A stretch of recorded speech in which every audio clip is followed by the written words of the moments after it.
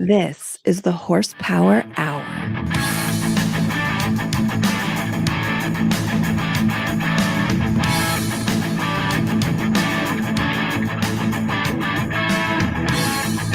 Yes, hello once again to the Horsepower Hour, the only podcast with a salvage title. Joining me is the luxurious, the glorious Coy. How are you doing, my friend? I'm doing, man. Running a little late. I had to work a little late, and I've had something going on. I got some food poisoning or something. So I just, normally I could have worked a little late and made it in here, but I needed a solid 10 minutes to myself when I got home. You know what I mean? Sure. To just trash my bathroom. That BM, it's really important after work. Yeah. It's I'm all off schedule, so to speak. Well, how are you doing mentally? Because I feel like right at this moment, we need to hear the infamous 14-hour energy Coy story.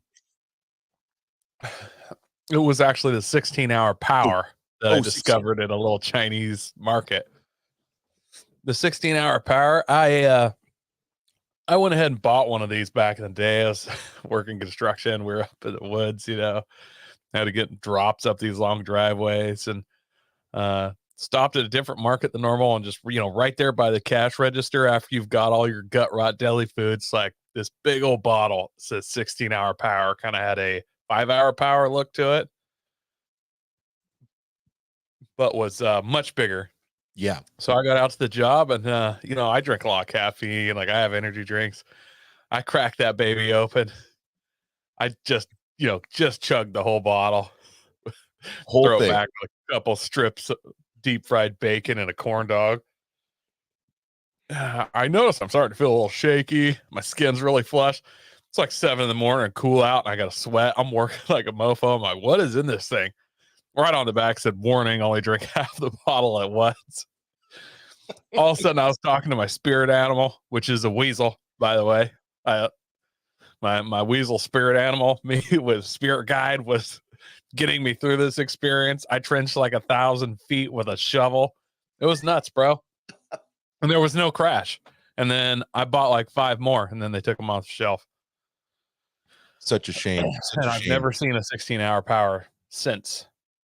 You know what? It was probably happening was people were mixing those with their alcohol and then having heart attacks. That's possible. It's totally possible. I would have mixed it with alcohol for sure. Had you had the opportunity. Hey, quick shout out to some folks in the comments already. We got Firemedic Smitty. Thanks so much for joining, man. Darwin Bonk, as always, thank you so much. Mobile Moto, you almost made us buy a pickup truck last week. So, are we going to see a repeat of that this week? Bro, here's the deal. That pickup truck's still for sale. That Ranger we did last week. Like, I've been talking to people about it all week. It's still there.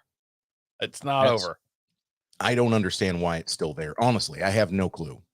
This one's actually rolling around on the Horsepower Hour Facebook page a little bit. People have been talking about it. I should just go buy it, I think. I don't know. I don't want to, but I do really want to. And nothing against the dude, but I think you're going to show up and be like, oh, that's why nobody's bought it. There's got to be something. Well, there's just got to be. I don't know what it is. I can't say for sure what it is, but man, I just feel like there's got to be something there.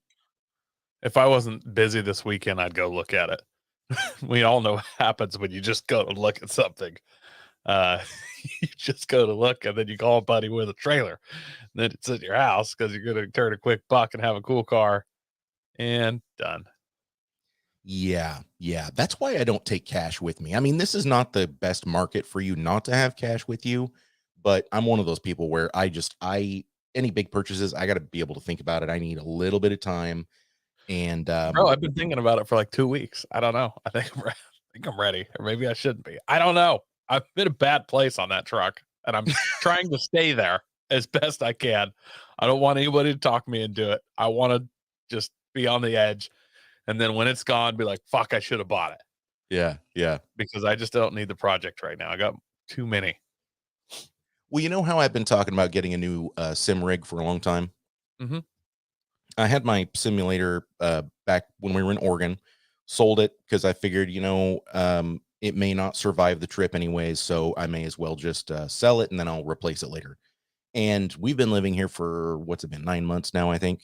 Yeah. And haven't replaced it yet. Just sort of waiting. And part of the reason why I haven't replaced it is because I really want one of the Fanatec direct drive wheels, but they're always out of stock, always. And if they're not out of stock, the pedals are out of stock or the shifters are out of stock. So it's one of those things where I'm like, well, I could get on the back order, but I'll just wait and kind of see what happens with the supply chain and stuff like that. But now I'm really feeling the itch. Like it's driving me crazy because I don't have a project car. I haven't done any racing. The only racing I've done recently is going to that go-kart track, and it was electric carts. And man, it was such a weird experience. I'm actually glad that my boy Fireman Smitty is in the comments because it was he and we went to the track and tried him out. And I haven't raced since the brain injury. Did I already tell you about this, Coy? I don't think so. Okay. I can't remember now. I know you went to a go-kart track, but I don't remember what happened. Yeah. I didn't know what was going to happen, quite frankly, because again, the car accident, the brain injury, the concussion, I still deal with vertigo. I still deal with tinnitus ringing in my ears and stuff like that. And so I was worried how I was going to do on the go-karts. Not like how my driving was going to be, but how my head was going to feel after, right? Fortunately, I felt fine. I do have to give a shout out to my boy Logan though, because he ended up okay. So here's what happened. We did the first session, and he ran us on these electric carts have 4 power levels, and they're remote controlled. The power level is, and normally people come in, they run on level 2. We showed up. It was just us and 2 other guys. The 2 other guys had experience. They're there all the time apparently, and then Logan and I. And I told the guy, yeah, we do have karting experience. And he's like, okay, well, I guess I'll just run all you guys on level 3.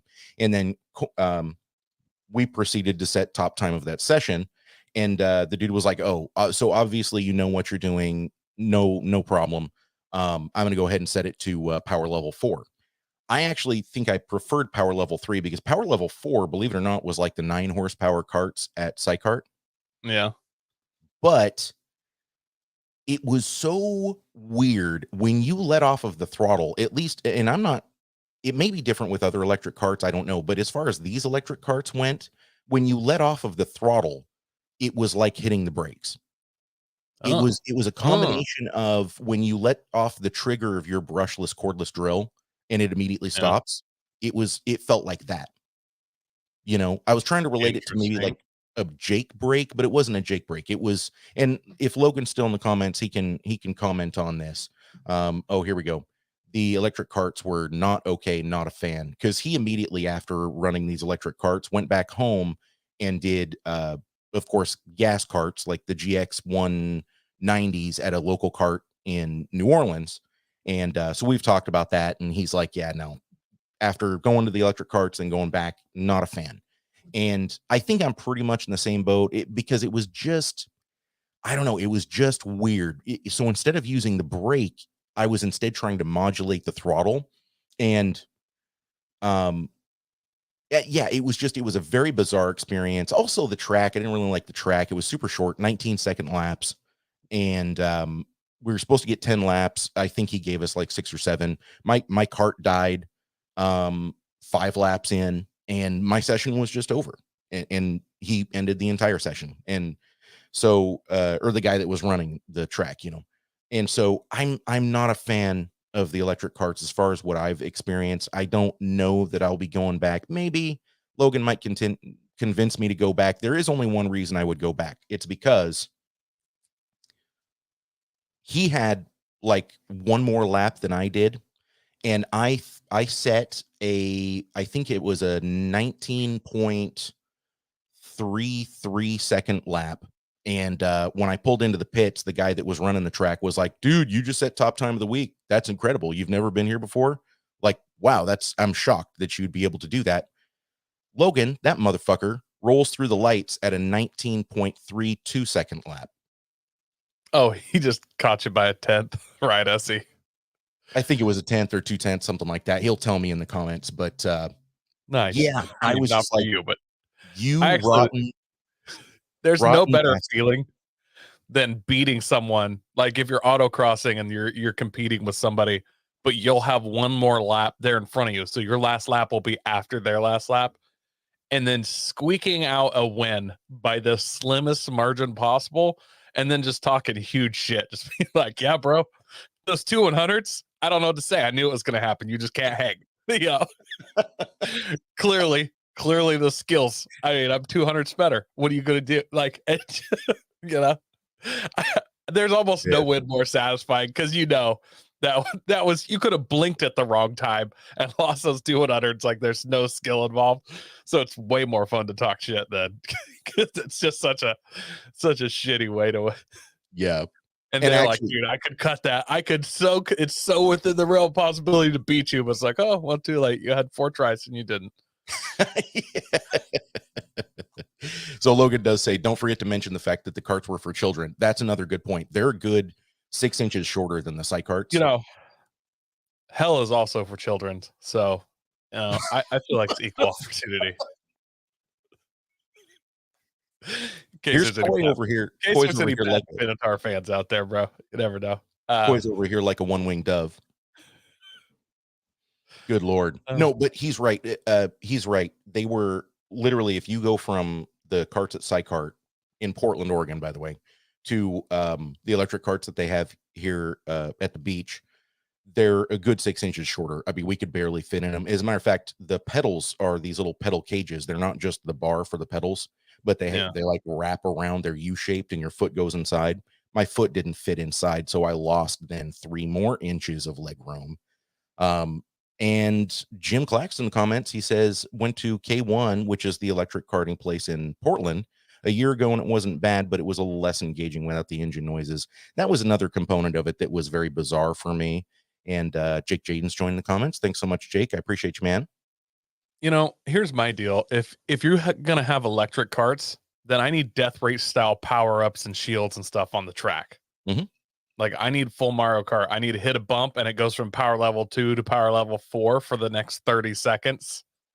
I need another little light lights up and I run it over. Anybody that tries to pass you stalls, you know, for the next 12 seconds. I need some of that. Like, if we're going to go electric, then you got to give me that fantasy experience. And plus, it's so much easier to do scramble boost on an electric. Exactly. You know, all kart tracks have been ruined for me ever since I did the Ocean Shores, Washington kart track, the Long Beach one. That I know you can't was a drug front house. Nothing compared to that.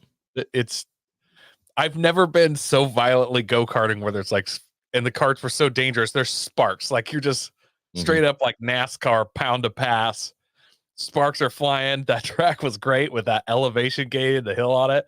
And this dude's just like, yeah, no, you guys are having fun. Just keep going. He'd charge some other guys. Like, and we just smashed for hours. That's one of the best nights of my freaking life. The thing I loved about that was they were Bullwinkle style go-karts, but they had 6.5 horse or 8 horsepower motors in them. And then they had steel reinforcement all the way around them instead of the plastic. They just had steel strapping. Yeah, that's what I'm talking about. Because if I'm remembering correctly, I mean, they still even had the mounting points for like the plastic bodies. I could tell that they had gotten some children's amusement park go-karts and then just put bigger motors in them because those things were fast. They were crazy fast. Like, why were they so fast? I mean, every single cart there was shooting flames on deceleration. It was the weirdest thing, but it was so much fun. Well, until that girl rear-ended me as we were going into the pits. I'm still pissed about that. Oh, yeah, I forgot about that. Yeah. After we were getting so violent in the race that people would like get behind each other as we were finishing and you're pitting and stopping. So you pull up and bump the cart behind you. Mm-hmm. Well, some people would just full on ram the guy in front of them and just the whole row would like get whiplash. It was just, it was amazing. That's what that stupid bitch did to me. Mobile Moto says his local track has Bureau and Rotax units in their carts. Holy crap. So they're like actual racing carts that you can rent. Do you have to put on the rib protector? Like, Jesus. 5 laps and you're spent. That's what I'm talking about right there. Coy, you remember, and really any of our friends that went with us to Sycart, we were so crazy competitive that by the time you finished like your 4th session, you're 100% done. Like the next morning, you're gonna wake up and feel every bit of you trying to sit upright in that cart. That's true, but the worst part is it's like, 10-minute session or whatever, but you can't go back to back sessions. Like even if you're like, I bought 4, you got to get out and then get back in on you got to go every other. And then there's just mad shit talk and comparative. And I'm like, somebody gets top time. I'm like, bro, look at this. My lap, I have the best average. So that means with the 10 lap race, I would have trashed you even though you got a top time. And it just goes around and around like that. Like, God, I love that. Twice I did the enduro races at Cycart, and I think they were 30 or 45 minutes long. And I'm going to tell you something right now, bro. At the end of those, not even at the end, in the middle, I started letting people pass me because I was just like, I have got to shift around and like breathe, because it was one of the you know how it goes on major racetracks. They normally have at least a front straight and oftentimes a back straight. There's a reason for that. There's actually straights and racetracks so that the drivers have sort of like an area to sort of like break their focus, shift around in the seat. It's just a straight. All they have to do is hard pedal on the floor, as long as you're not in heavy race traffic. But what I'm saying is racers often use those straights as kind of their time to recharge their brain a little bit, reshift, get focused for when they go into the corners again. And when you have a track layout that virtually doesn't have any straights, and especially on those super competitive enduros, because those are league racing enduros that they have at Cycart. And so there's 14 people on track. And so there's virtually no point where you can just sort of like stop, let your mind wander a little bit. You're 100% focused the entire time. In the 2 enduros I did, I watched dudes throw up halfway through the race both times. That's crazy. The people I've been on, it was a rat race, which is Chump Car, Le Mans, whatever, but it's just a different version of it that's more local here. There was a dude that was getting motion sickness. It was at Oregon Raceway Park. And that track, you can look it up online after the show, whatever. Super cool track. It's a little narrow and crazy elevation gain and drop off and stuff, which is what makes it awesome. But it's not as wide as and like an international raceway. So I don't know what the levels are. I can't remember, but it's a narrower track, crazy elevation gain. So it's a little more like emotionally challenging because you're like, there's less room to pass. And then the crazy drop offs. He was like coming back in the pits, getting out, throwing up, and letting other drivers go after he'd go like half hour. And that was all he could do. And the guy's been autocrossing his whole life. Crazy fast driver, and was getting like crazy motion sickness. I find the straights for me, instead of emotionally recharging, that's where I get to lose focus a little bit and be angry for a minute, because I swear, like you're in the corners and a dude's bumping you and you're battling, and then you're just like, good, just leave me alone. I'm faster than you. Stop ramming me. I'm not your brake, And then you get to the straight, and now you got time to think about it, and you're just like, fuck you, dude.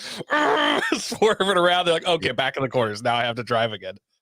It's the straights are my road rage moments. Right. Coy gets really mad in the straights. Yeah. Coy hates straights. That's where I could look back and mean mug you and be like, who the fuck are you? So I could flip you off. Hey, so Jake says in the comments he once did a 100-lap race at Cycart. He says he was so beat, I would literally die. I probably wouldn't shit for 3 days. Like, that's doing 100 laps in their carts. That's ridiculous. That's crazy. Mobile Moto says, if I ever fall, bust my head open, and get married, that's where my bachelor party is going to be at. I hope that's an invite, brother, because we'll all show up. All show up. If you can rent the place so that we can drink while we do this, that would be a next level bachelor party. Can you imagine?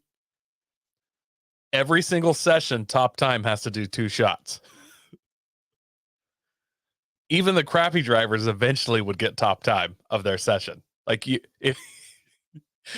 could tell who the best drivers are by who died at the end of alcohol poisoning. It'd be amazing. I was going to say, I would probably, that's a recipe for vomit for sure. I know, but you level the playing field. What's going to be bad is if there's one dude just stone cold sober and, another guy's hammered drunk, but he's still winning. Like, It just shows how bad you are, but the super drunk guy's winning. Well, I'm gonna tell you right now, man. I would love to do that just to like and have like a breath alcohol meter there, just to see like when my lap, what amount of alcohol where it really starts to significantly affect my lap time. I would love to do that. They always talk about there's a point where the alcohol inhibits your inhibitions, but it doesn't inhibit your abilities. Reaction time. Yeah. Right. There's a short window there. And I never believe in anybody. Whenever somebody says to me, "Oh yeah, I'm a better driver when I'm drunk," especially when we're talking about like racing, I'm always just like, "Yeah, I don't want to have anything to do with you because I guarantee you're just going to try to wreck and kill everyone." So yeah. I mean, hey, I'm game. I'm not going to turn it down. The only problem with your plan, Kawhi, is I've seen like half a dozen people throw up at cart places. I don't know why, but this image is burned into my mind now. I remember we were there one time, and I feel like I was the only person that saw this. I was trying to get you guys to see it, but I was the only one that saw it. Apparently, there was a dude in the run group right before us, and I noticed he kept like pulling his cart over and like stopping or slowing down and then picking back up. And I was trying to pay attention to what cart number he had because I figured he was having problems with his cart. He wasn't having problems with the cart. He was trying to pull his helmet up because at a certain point his cart's coming towards me, and so I can see him from the full view. And I'm trying to figure out what he's doing, and so I'm really focusing in on this guy, and I just see him almost slow down to a stop. He's going slow, and he just pulls his helmet up and goes and like nothing's coming out. He's just dry heaving. But then as soon as the session was done, he yacked in the garbage can. Tell me you remember that. Were you there? I remember I remember when you said he was like trying to push the full face helmet up so he could. I remember that. So yeah, no, I agree. Drinking while go-karting is a recipe for disaster. But bro, like, do you really think it would stop me? I puke and rally. Like, I was once driving a full-on semi with a passenger and I had to throw up.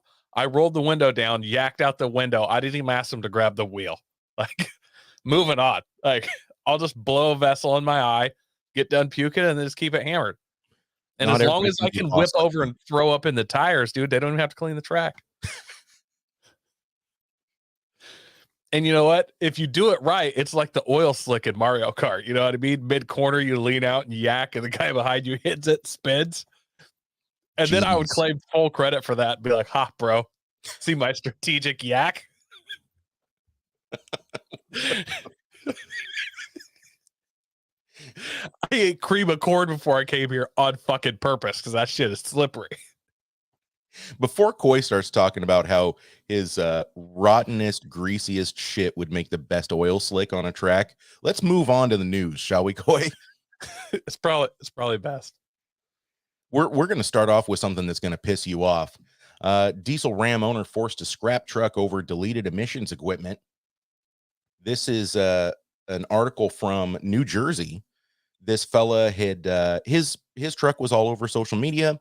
He put it up for sale on Facebook Marketplace, talked about how it had the emissions delete, and he ended up having the EPA in New Jersey show up at his door and say, well, basically get a fix-it ticket and tell him you have to put all the stuff back on or forfeit your truck. Did you get a chance to read this article already? Yeah, he actually said, fine. It's not, it's for off-road use only. Race truck, bro. This is my wheeler, is what he tried to pull. And they said, yeah, you got to fix it or crush it.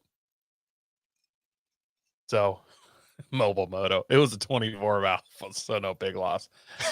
Touche. I don't know that it has actually gotten crushed at this point. Like, this guy's going to back down. He doesn't have the money to. It got crushed. It got crushed. They did. They crushed it. Dude, the balls on this guy, I admire. The brains, not so much. No. And strangely, he did put up screenshots from the EPA. As a matter of fact, thedrive.com was able to get comment from the EPA, and they were willing to give him an additional 60-day extension. And apparently this dude just said, no, you guys, I'm not going to do that. And so they came and picked it up and towed it off. I don't know what happened to the video. I saw the video of his truck getting crushed on TikTok. I've been hunting around for it and I can't find it now. But I did actually watch the video. It was on this article earlier, and then it must have gotten taken down, and so they took it off the article. I'm gonna be totally honest. Here's what I would have done. I would have underneath in the frame and in the doors and stuff, just filled up some kind of chemical. I would have researched something that literally costs $1 million to get out of the earth. You know what I mean? Mhm. Toxic shit, which someone's gonna give to me just so they don't have it anymore. Mhm. And then when they crush it, that shit's gonna spray everywhere and just contaminate everything. I'll be like, oh, fuck, you didn't know about that? Well, it's on you now. Mhm. Since you're the EPA, you should probably clean that up. I actually agree with Mobile Moto. If let's just use for example, it'll never happen here, but for example, if the Florida EPA came to me and said, "Oh, your pickup's got emissions delete on it," which it doesn't, but I'm just using it as an example, Pussy. I would probably just move again. So is EPA actually state, or I thought they were federal? Pretty sure they're federal. I don't know that driving out of state's gonna really So do anything for you. I apologize. Department of Environmental Protection. Those are state entities. It is a federal department, but each state has its own department. So maybe you're right. Maybe you couldn't get away from it. I don't know. But it just, Bro, I man, would have parked this thing at a buddy's house and be like, yeah, I sold it. And then they'd be like, oh, like, yeah, I don't know what the guy, I didn't really get an address. And then I would have just brought it back 2 weeks later and they would have forgot about this. Like that, they really have time to hunt this guy down. well, Jake's got a good point. Maybe he should have just pulled a whistle and diesel and just thrash it and make as many videos as he can, completely ruining it. That would have at least gotten him a little internet fame, right? I don't know. Once I actually knew they were coming to tow it, dude, I'd like fill that thing with cheetahs or something. Just like, hey, open the fucking door. I don't want to, you know. I I don't cut know a what I would have sunroof done. in it and filled it with concrete. Have fun. I would. This surely would be easy to catch like 50 skunks with live traps. Dump them in there, bro. I don't know what we can do to make them angry, but I'm sure that Google has the answer of something I can give them to enrage them. You know what I mean?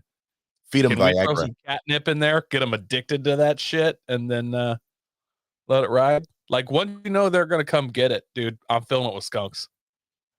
Just Second that tow crush truck driver opens the door, he's gonna slam it. They're gonna drag it on and tow it away.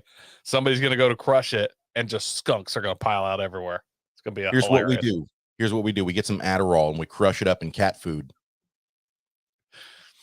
I'm just a little bit of meth or something, Just a little bit. and Just a little bit. just a touch. And some Adderall and coke. Viagra. Adderall and Viagra crushed up and put Adderall, into cat. Viagra, and look, dude, I know that coke is expensive as hell. It's a rich man's drug, Mhm. but I don't think a skunk needs a lot. I'm gonna just a little dusting, just a dust, little coke bay, Boof. What is that movie you were trying to get me to Bro. uh, We're gonna do some kind of StreamYard watch party with cocaine Coke Bear. There's a movie coming out in February based on a true story of when some drug dealers were getting busted and had to dump a bunch of coke. Excuse me. And then a black bear ate 88 pounds of cocaine or something like that. And for the next 15 and a half minutes was the most dangerous apex predator on the planet. So Antarctica died. here it is, by the way. I'm showing an image of the preview, and it does say Cocaine Bear, and it says directed by Elizabeth Banks. And at this point, I'm thinking anything's better than the Ocean's 11 remake that they did that was the all-female cast. So there's actors you recognize in it. This is, I don't know how much their budget was, but bro, I'm straight excited for this. And I don't care if it's the like a budget was win-win for me, 5,000. because if this is the worst film I've ever seen, I'm watching it with some buddies. We're going to trash on this movie and have some good laughs. If it's the worst, best film I've ever seen, it's still good. Like, it's a win for me, no matter how it turns out. Oh, yeah. I couldn't agree more. Momoto says the bear must have sounded like Miley Cyrus on Crank. I came in like a...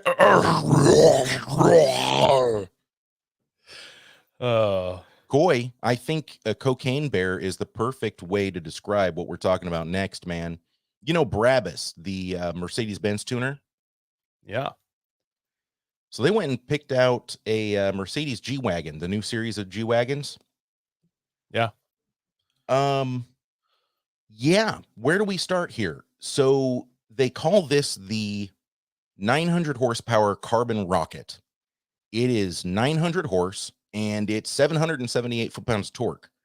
And they publicly have said the only reason why it doesn't also make 900 foot-pounds of torque is because it kept grenading transmissions. Had to back her down. Is this a diesel model? Nope, it's gas. Gas model. I love these pickup ones. Ugh, I wish. You know, it's funny because every Mercedes vehicle sold in America here for 6.5 years after it's built is worth almost nothing, right?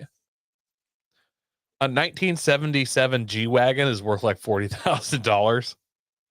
They hold their value insane, and I don't know that they ever made the pickup version here.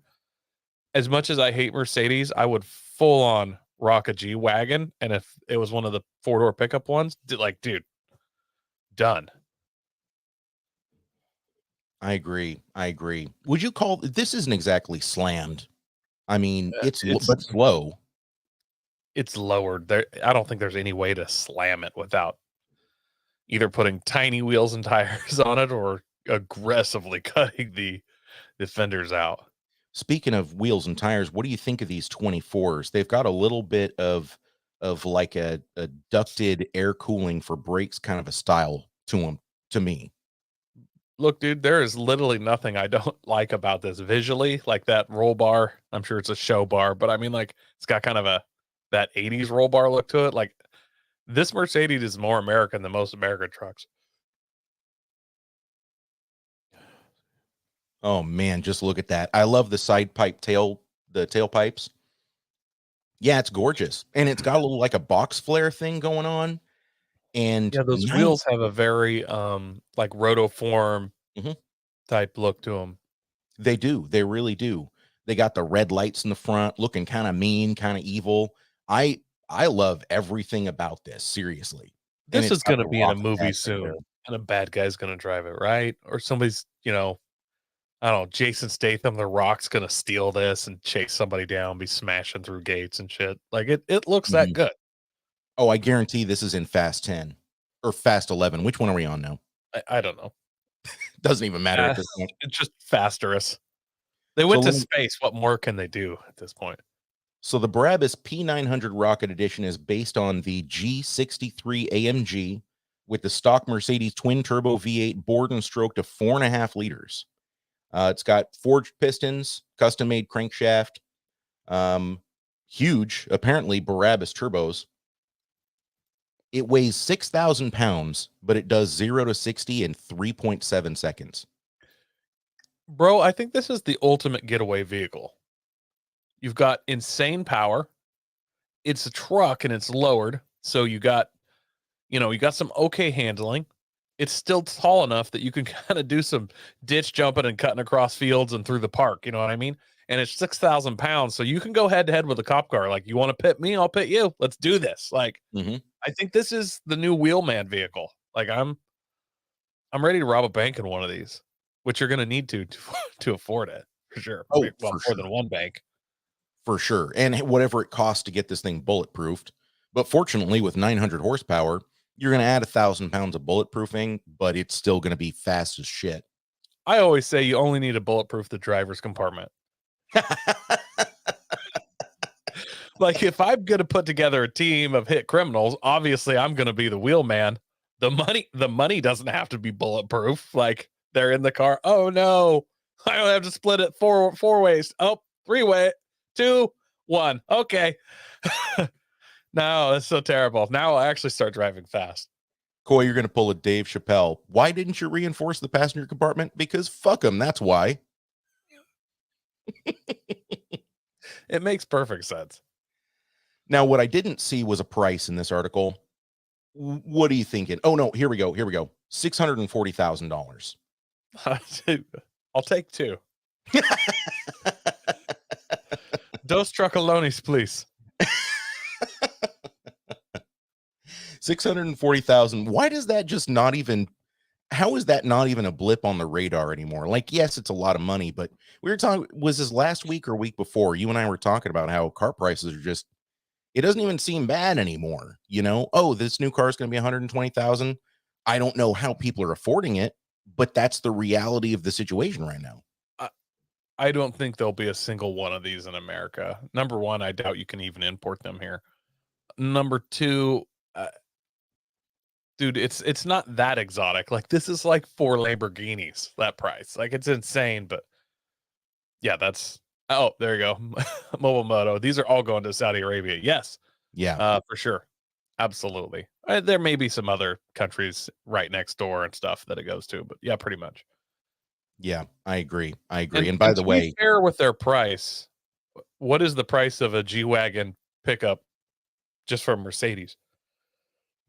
oh, I bet it's 150 grand at least. it's probably more Could than be, that. it could be more. So Mhm. Yeah, for a AMG one, it's got to be more than that. What's weird though is, so they call it the G63, but from the factory it's got a 4 liter or 4.2, 4.3 liter V8.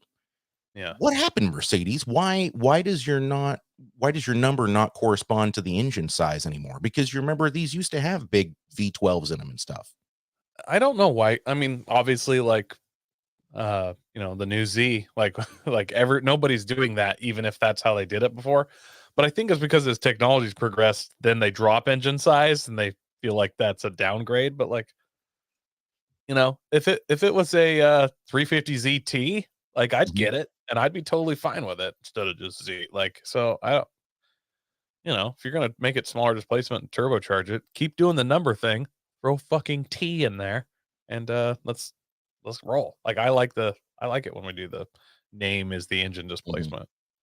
I don't know if you saw, by the way, but Road and Track did a direct comparison between the new Z and the Toyota Supra. And it was one of those typical things where it's a little bit of a toss up at the end of the day. The Supra was just a little bit faster, but the Z was a little bit more composed, and the Z actually had quicker section times through the turns, and then the Supra made up for it because it made a little bit more horsepower and it was a little faster in the straights. It was a very interesting comparison though. And they talked about how, like at the end of the day, if you had one of the Toyota Supra, the Mark V Supra motors in the new Z, it would just decimate all. But as it sits right now, um, I not to be negative Nancy, no, do it. but Be a contrarian. Go ahead. but Road and Track's track record, dare I make the pun, Ooh, play on a um, play. with like making good like they probably want to do a lot more stuff with the Nissan, Mhm. and they've kind of done doing articles about Supras. They can't just roll in and be like, bro, the Supra beat it at every level. It's completely 100% better. Like, Well, but it wasn't that way though. That's not, if you read the article, they talk about how the they're Z was more saying that it wasn't that way. Was it well, really? yeah. That's my thing. Like, So at the end of the article, they said, which one do you buy? We would pick the Fiero. exactly. Right. No, I get what you're saying, but I still, whether it was true or not, I still thought it was a very interesting comparison, and I want to keep seeing more of those. And almost at this point, I feel like I want to start seeing some modified Z's before I can really give an opinion on which one I would prefer, because I know they're very good from the factory, but these are sports cars, man. And as car guys, we don't leave these things stock. And so I want to see what the capabilities are. The new Supra is literally bolt-ons and a tune away from 500 wheel horsepower. We've seen it time and time again. Matter of And you fact, can there's fit videos some out. meaty tires in the Supra, bro. Meaty. Sure. That's one of the things that if I were in charge of a company, I don't care if we're talking Mustangs or an S2000 or whatever, I'd be like, hey, how much tire can we fit under there? And they'd be like, oh, we're only putting 225. So I'm like, no, I know that's what we're doing. I want to know how much is possible to fit, Mhm. because as soon as that thing goes out for comparisons with like wheels and tires, if you can fit 315s square all around it, oh, look, we beat everyone by adding tires. You know what I mean? So, like, why don't we just fucking put giant fender wells in everything. Coy, you need to either like buy a major manufacturer or you need to start your own automotive industry business, because I at could this work my point, way to the top though, Mhm. with selective hits and stuff. The correct answer is always a V8 Miata, is what Mobile Moto said. Bro, I understand that Miatas may always be the answer, but because of that, fuck Miata. And I personally hunt Miatas. Like that's no. It's even more enjoyable for me when someone has that Miata, like, oh, Miatas are the best. I'm like, ooh, but you did lose, you know? And they're like, hey, dude, it's a 1.8. I'm like, yeah, that's probably why you lost, you know? And it's very Coy, good for me. Coy, hold on. So then what happens in the situation where the Miata beats you? Then what are Oh, you no, it saying? happens all the time. And I'm like, yeah, well, he's a hell of a driver. Well, he can drive my car and beat my time. Like, what am I? Is this new news? Like, oh, yeah. I love the way your mind works. I swear we should do a beautiful mind too, and it would just be Coy rationalizing everything in his favor. Yeah, no. It doesn't have to be equal footing. Like I'm judging from my standpoint. Like everybody always does the thing where like, hey, I try to go overhead and look down. You know, there's birds going up. It's looking down on the situation. Well, guess what? It's my fucking bird. So what do you think it's gonna say? Like, yeah. I wish I had your confidence and your self-esteem, man. But okay, so I got to ask you one more thing before we move on. Um, what happens if the new Z comes out, and immediately people are like, "Holy shit! I put an intake exhaust on this thing. I plugged in a Cobb access port tuner, and it's making 540 wheel horsepower." Like, is that going to change your mind about that at all?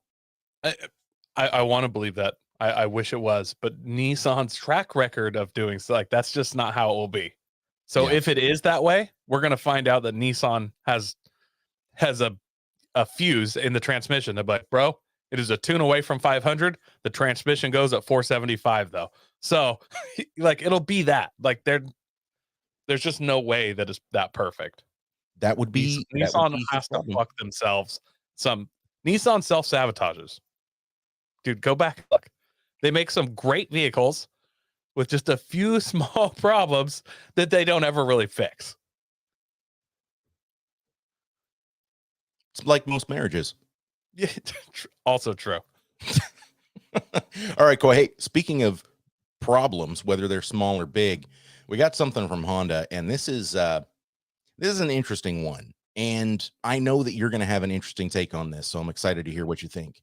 Honda wants factory workers to pay back overpaid bonuses. Honda overpaid some workers by hundreds of dollars, and now those workers might be forced to pay it back. I feel like this wouldn't normally be an issue, because I actually have friends that have worked in fields where they get production bonuses, and overpayment of bonuses does happen sometimes, but it's not common. It's very rare. It's sort of like abortions: safe, rare, and semi-legal. Uh, I'm not really, this isn't all that scandalous to me. I feel like people who work at Honda are angry that they're having to pay back this money and tried to get this story out. Mhm. Like I went to my boss and be like, hey, you paid me you put me on 2 jobs and I wasn't on both on the same day. So I got an extra 8-10 hours. And they're like, oh shit, thanks for bringing that up. And they just pull it off the next check. Like it's Mhm. totally legal. This shit happens all the time. Like I mean, if Honda had underpaid them several $100s, I'm sure that the people would want it made up on their next check. You know what I mean? Like, hey man, you shorted me $200 last week. They can't just be like, oh fuck, too late, done. Like, sorry, nope, should have caught sooner. Like, Too bad, so sad. the one thing that is, I don't know. I guess to me there's this, it's not their money. I'm sorry, it sucks, bro. They overpaid you, and they're gonna cut it out of your next check. And yeah, you probably did already spend it. Sorry, you're poor fucking spending. Like it's a bonus. If you're overspending on your bonus, that's on you. Like I don't. Okay, so here's the thing you might find interesting.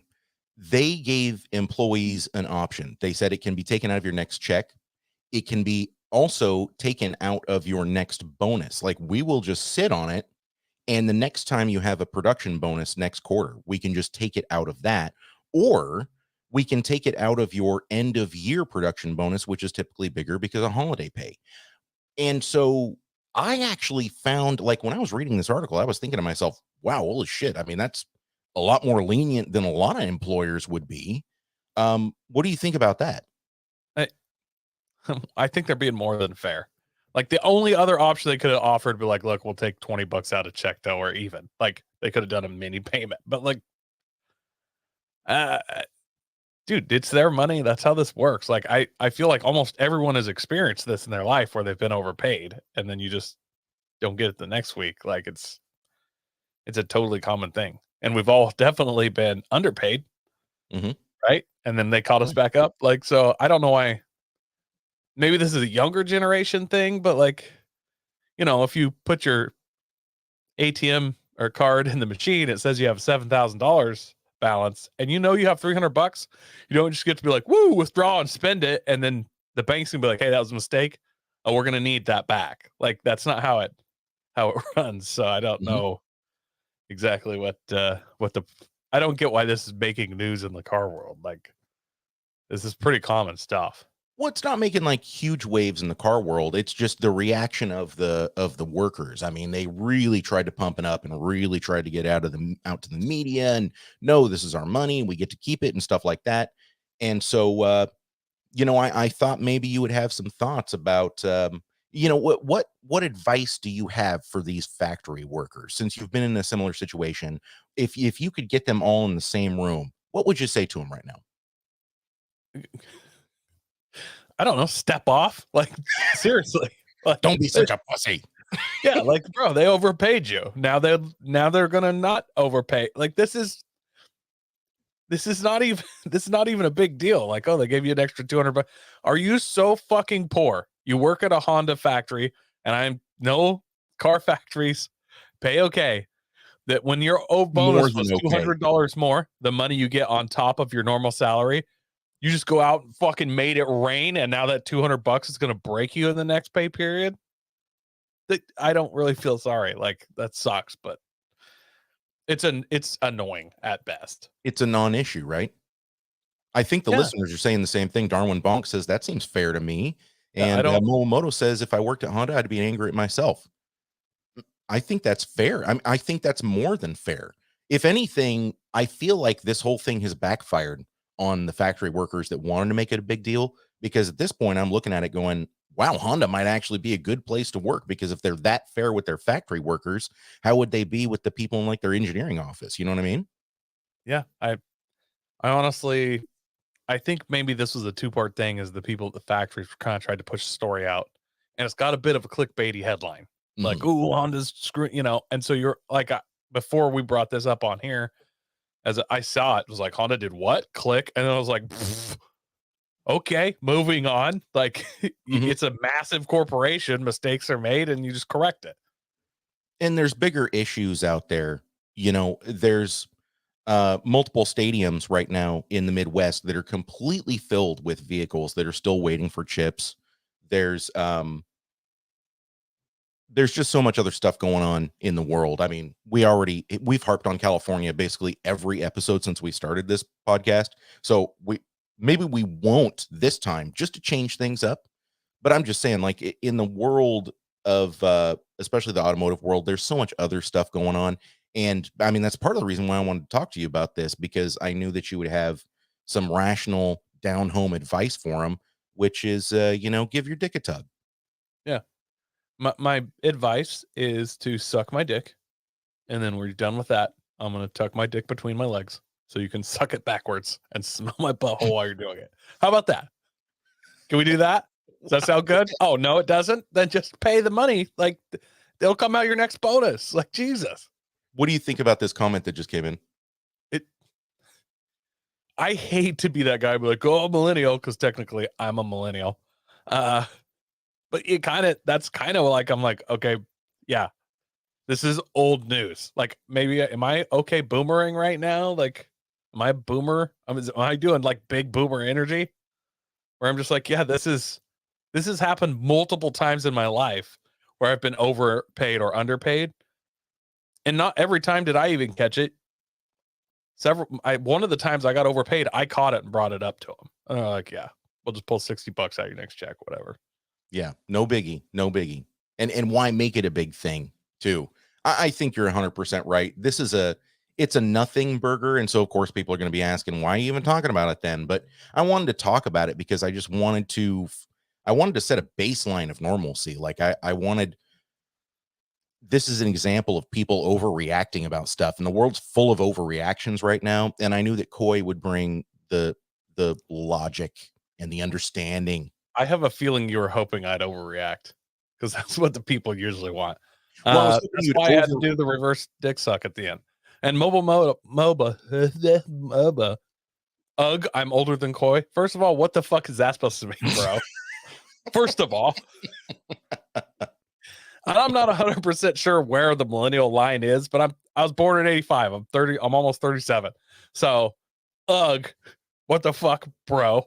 Yes, I'm balding. That means I have extra testosterone. Okay? I'm manly. I mean, I'm not sexy, but I'm manlier-ist. You're manlier-ish. 1980? Fuck, dude, you're over 40. You're almost dead. And it's not just because of the diabetes. Yeah. That's so funny. Hey, man, we got one segment left because you didn't give me an O-laugh. Did you have an O-laugh this week? I did not. Okay. Not. I'm not in the game right now, man. I'm sorry. I need to step it up. It's no problem. It's no problem. We're just going to move straight on to everyone's favorite segment. Smokin Deal or Smokin A Doobie. And you sent this to me, dude. So why don't you just go ahead and kick it off? What are we looking at here? So, bro, I found this interesting because we've all seen the first and second gen Toyota pickups, you know, those SR5s and those baby dualies. A lot of people don't like them. I won't say I like them, but I appreciate them, and I could own one, like in the right one, and it would be more just kind of funny and cool. But look, dude, if you had a little baby dually Toyota and you had an 8.6 race car or something, or something, and you towed that to track, like it'd be a cool power move, right? Ooh, Z car. That way it's like Nissan on Nissan. So what we have here is a baby Nissan dually. It's a 1985. Speaking of 85. Sorry, I have to jump in. Coy, do you want one of my LED whips? Yes, Jake, I will take one. Thank you. So this is 1985, and what I found interesting, I've never seen a Nissan branded one. I've seen Datsun branded dualies, but I've never seen one that's this new. And then the Toyota ones too, they did the as a matter of fact, the only way I've ever seen, not the only way, but the majority of the way I've seen dually Toyota pickups was the Mini Winnie. The Mini Winnie, I've seen them with the pickup beds, but they were all first gen. So what is it, 79 to 83, I believe. 84, I think. I'm not 100% sure. 83, 84 is when that first gen ended. But I've seen them in there. This one is just a little different, and it's kind of cool. And it's just like, dude, there's a big crowd of drifters that love Nissans. If you were towing shit to the track in this dually, that would be badass, right? And obviously, we could SR swap this. We could VQ swap this, bro. V8 mini dually, like, yeah. Well, you could VG swap it. That'd be the easiest way to go. Get like a VG33 with a single turbo. Yeah, I mean, there's literally all kinds of options. So can you imagine? Well, let's corresponding your build. If you had, say you had an SR 240 and an SR towed vehicle, but corresponding your build. So if you broke something, you could rob parts out of your tow clone to fix your race car and then swap back and leave. It'd be perfect. Yeah, it'd be totally amazing. Midday, you got to pull the SR out of your pickup, drop it in the 240, and then before you go home, you got to reverse swap the motors. I'm just gonna nerd out for just a second. This era is the correct era for the VG V6s. So we're talking about the Z31 300ZX. And of course, they came turbo or naturally aspirated, single overhead cam, 3-liter. It's the VG30. The Pathfinders had the VG33 which was the 3.3 liter. But interestingly enough, when Nissan ran IMSA, as a matter of fact, Adam Carolla owns, who was the guy that raced that? I'm brain farting right now. Paul Newman or Bob Sharp? It was Bob Sharp. It was the Bob Okay. Sharp 300ZX. That has just a stock VG33 But with someday, I gotta jump in. Someday I'm gonna die and I'm gonna be in heaven, and God's gonna be like, "Why do you know who Bob Sharp is? You just do shit." And I'll be like, "Yeah, I don't know. I'm sorry. I'm broken." Yeah. I mean, I could give you like a breakdown of Roger Penske's racing career. So he's going to do the same thing. If we die at the same time, God's just going to be like, "Hey guys, the fuck?" Like, Trapdoor. Woo! you never did anything with your lives, but you know all of this shit that's totally irrelevant. Did you find internal peace? Did you find nirvana? No, but I can tell you what size turbo needs to go on a Nissan 300ZX. Anyways, it would literally be a bolt-in, like drop-in bolt-in for this truck. And personally, I think that is the way I would go. That's just me personally. Let us know in the comments, you guys, what would you want to put in this truck to make it a better tow vehicle? For me, honestly, dude, I'm gonna K24 with like a light turbo, low boost, nice. It's already a truck motor, bolts up to all the truck transmissions. Low boost, give me that extra power for towing. Done. That's the route I'm going. Do you know what diesels may have come in these back in 85? So there were diesel Nissans like this. One of my friend's dad grew up. I have no idea what anything about them. All I know is he said he literally had like 500,000 miles on it and never worked on it. And just oil changes. And when I say 500,000, I am not kidding. It, like, the body was rusting off this thing. And he said it was a fishing boat motor. Like, it was an industrial boat or a diesel motor that they put in like boats and stuff, and it was just made to be used commercially, and they made a few diesel ones, and they just ran forever. So that's what Mobile Moto says here. NPR, Isuzu NPR diesel motor. And of course, Roy is in the comments. Thanks for joining us, Roy. He obviously said diesel swap. So, I mean, we're all right there. Jake has an interesting point. Make it into a mini ramp truck. That could be fun if the bed was all messed up. I could totally see putting a flatbed or a ramp on this. The problem, it's a good and it's a bad, because man, this thing is clean. And honestly, I don't think I would want to mess with the body at all. I think the ultimate dream goal with me to do anything with this, I pick up one of those Cummins R26 motors. That's that repower 2.6 liter turbo diesel motor. I drop that in there. They're like 200 horsepower, 108. They're not very powerful, but you can up the boost and do stuff with them. They're great awesome, motors. though. They're great. I can then take the Cummins badge off a Titan Cummins and badge this thing as a Cummins Nissan. Power move, bro. Okay. Moving on, guys, though. The seller description, 1985 Nissan 720 King Cab Dually. The bed and body are factory, has lots of rarity and character too. It gets, sorry, this guy's using no punctuation, so it takes me a second. And character too. It gets loads of attention, runs and drivers well. Comes with new motor, new rotors and pads, has extra parts for it. 4,200 or best offer.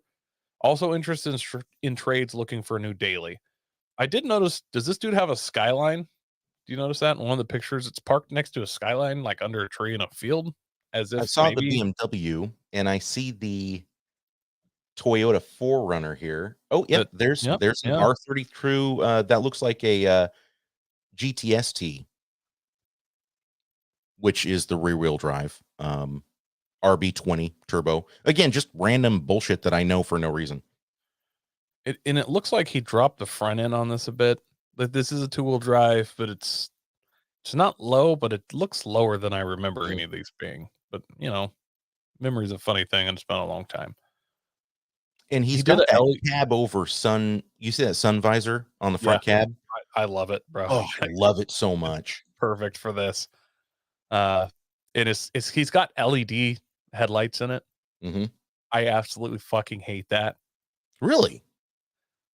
I love LED lights, but like when you're building this, just a little bit period correct. Like if you need the LEDs, then I'm assuming these are the actually sealed but it's like you could go a little period correct. Like those kind of LEDs just blow out at you, and it's like it looks ricey. I don't know, like when you do that, and it's like, dude, just period correct, you know?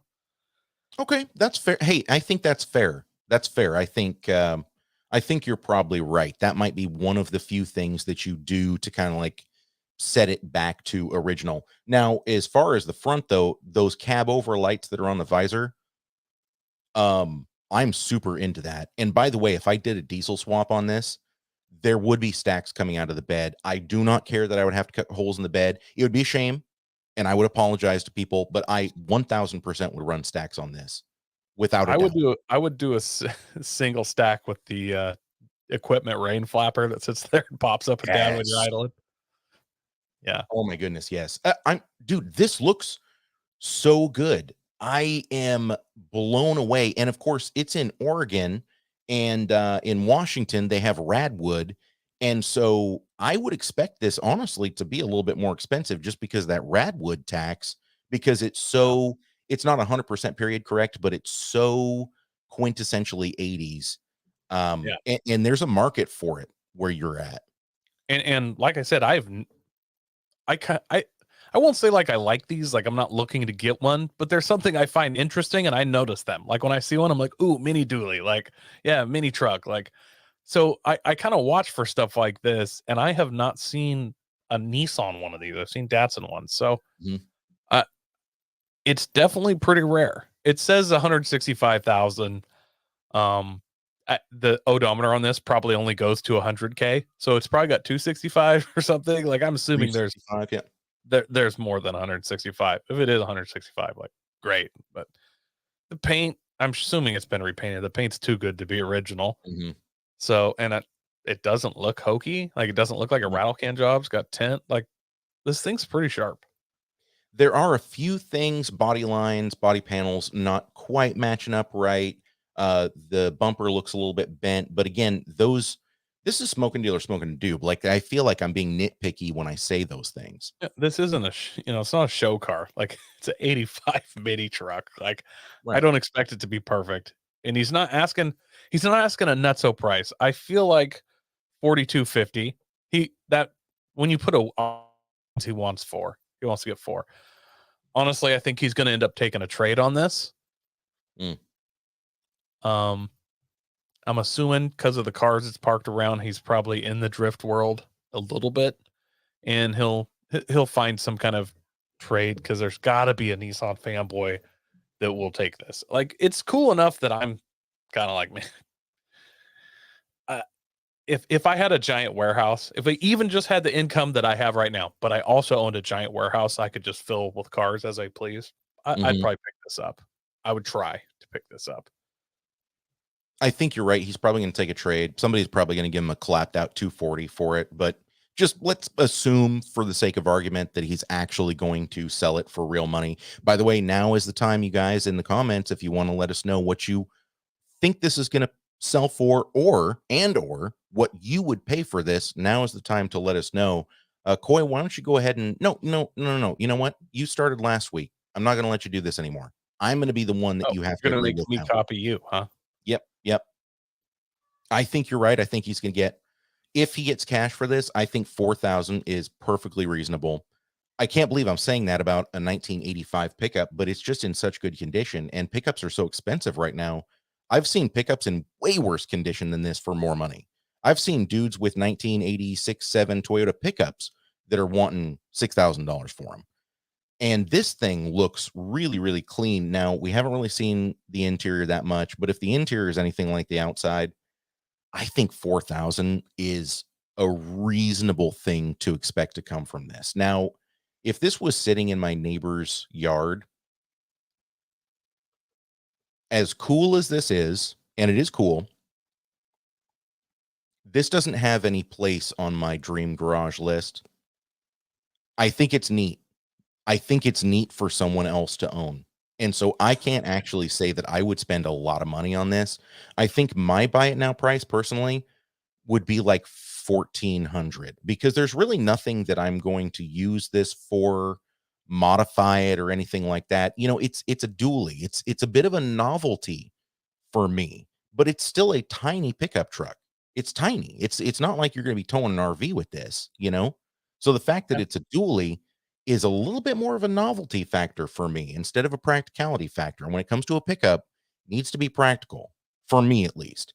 So I think my buy it now price, if this was sitting next door, would be like 1400, 13, 14, but I'll go as high as 14 depending on the condition. Okay. Okay.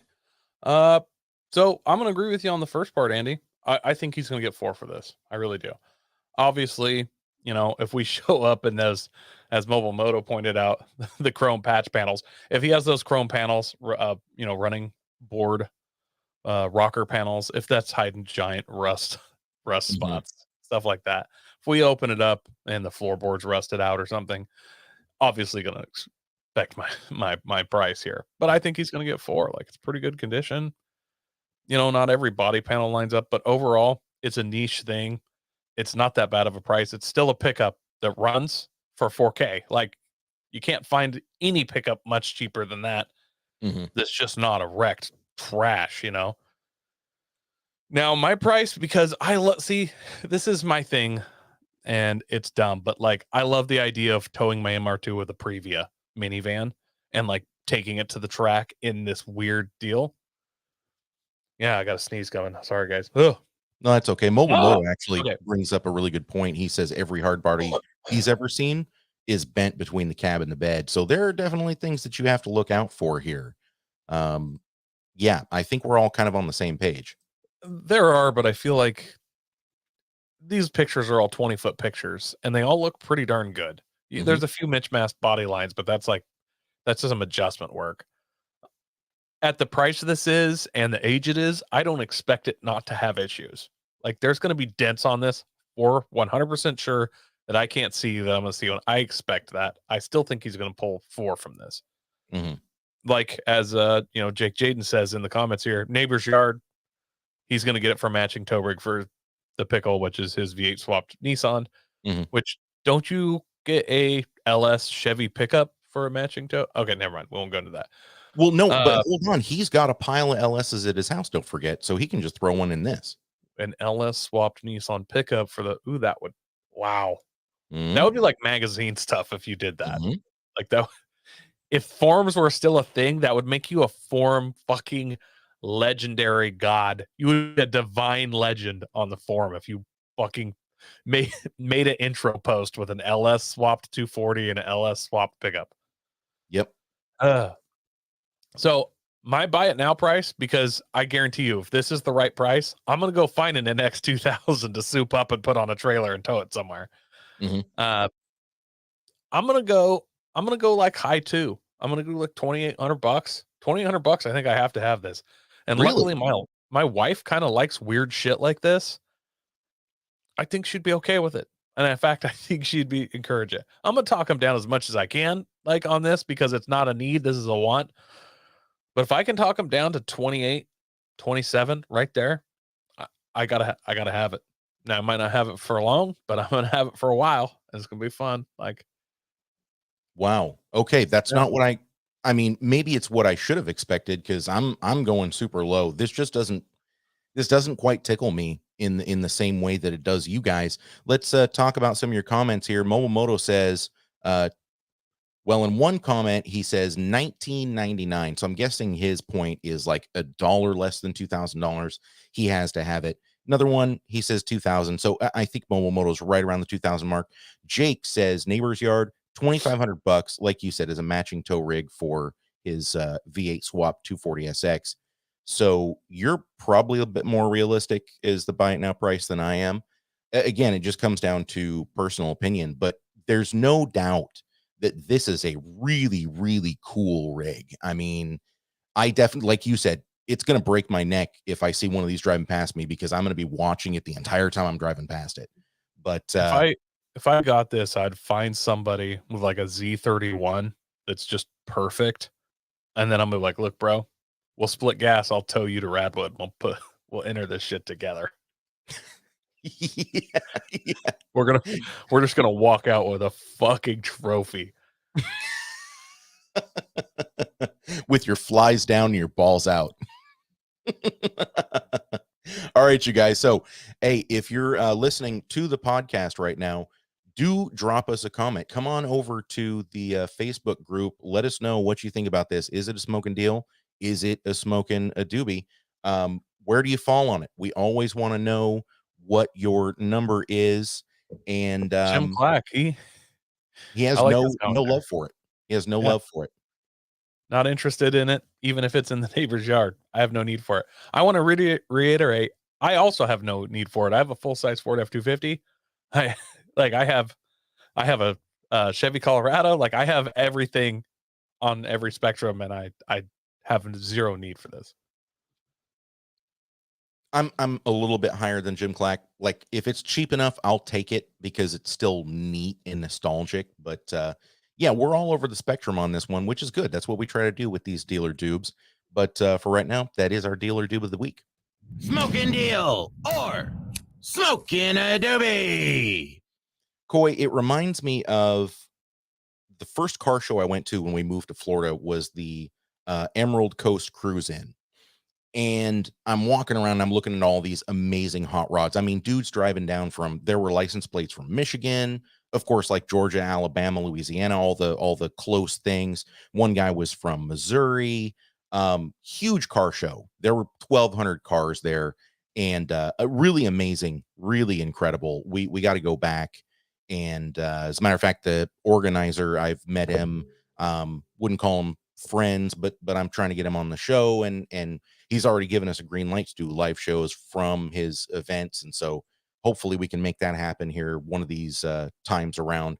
But the one car that made me spin my head around, I actually stopped. I was taking photos and I was walking around, and he was very, everything was cool and I was enjoying myself. But then there was one vehicle that caught my eye. It was probably the cleanest two-wheel drive Mazda B2600 pickup that I'd ever seen. And I was like, ooh. Well, first of all, what's that doing surrounded by literally hundreds of thousands of dollars put into these hot rod builds?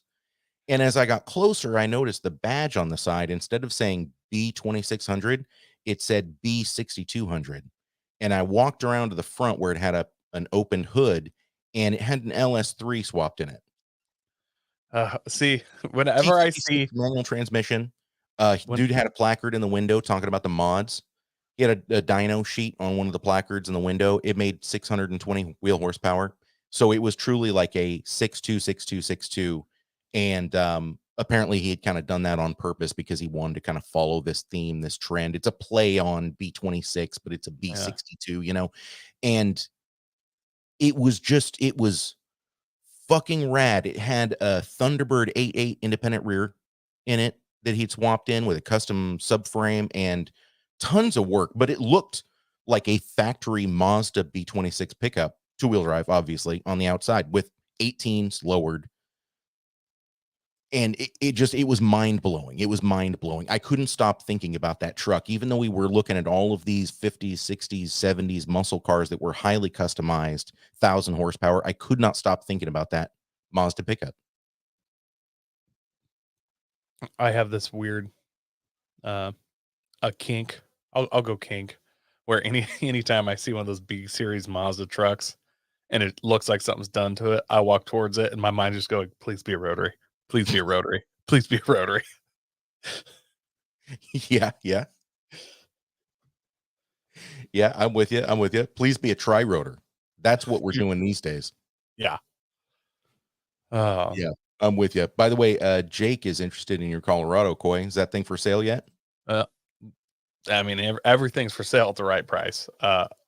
Even Coy's ass. No, for real. For the right price, you can totally hammer me. I just want to warn everybody, by the way, if you do end up taking Coy up on his anal virginity, the cleanup is going to be a mess. It's like getting peanut butter. I think it's virginity.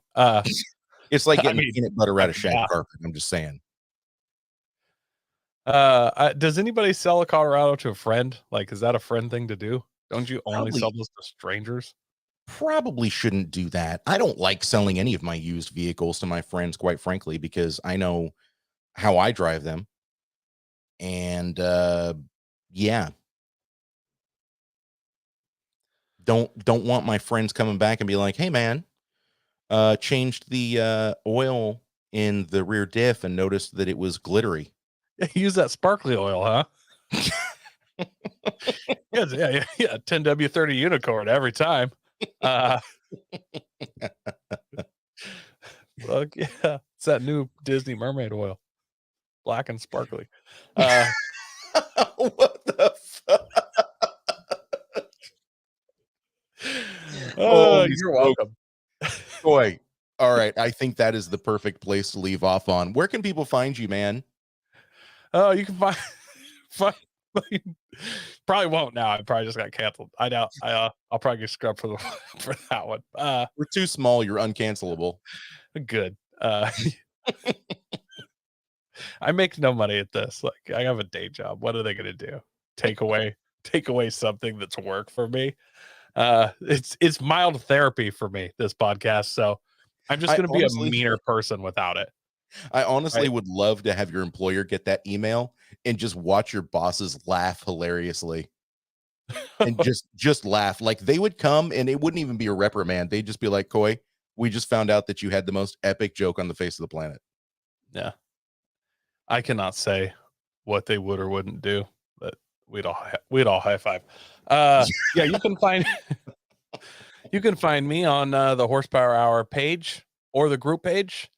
Feel free to message me, as always. Just tick attack. Say, hey, Coy, that joke was way over the line. It's not funny. And I'll be like, I thought it was pretty funny. Like, everyone laughed. So yeah. And by the way, if somebody fist fights you and wins, do they get that Colorado?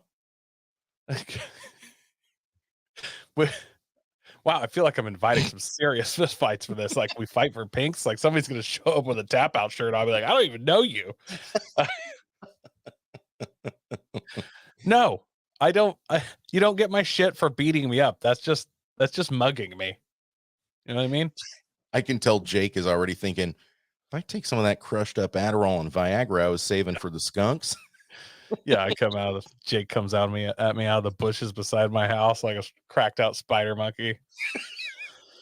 I'm super focused and I have a boner. Just goes for the choke immediately while I'm not looking.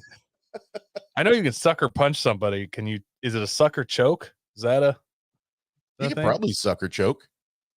Normally it's sucker blow, but I mean, yeah, sucker choke. Yeah. All right, you guys. Hard to suck while you're choking.